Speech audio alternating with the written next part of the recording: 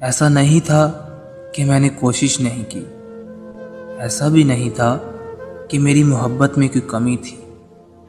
मैंने दुआ भी मांगी, भीख भी मांगी, मैंने सजदे भी किए, परहेज भी किया, आंसू भी बहाए, हाथ भी जोड़े, दोस्त भी बदले, सोच भी बदली, और सबसे बढ़कर उसकी खातिर मैंने खुद को बदल डाला।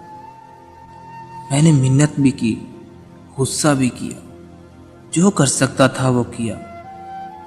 मैंने उसे वो वादे भी याद दिलाए जो उसने किए थे, मगर जिसको जाना होता है वो चला जाता है। लफ्ज़ों की लाज कहाँ रखते हैं। ये मिन्नत, ये समाजत, ये दुआएं, ये भीख, ये सब बेकार जाती हैं। मैं आज उस मुकाम पर हूँ जहाँ ना तो उसकी तलब है और ना जीने की तमन्ना। मुझे आज भी याद है वो एक जुमला जो हमारी जुदाई की वजह बना था। उसने मुझसे कहा था कि मेरी मजबूरियों को समझो,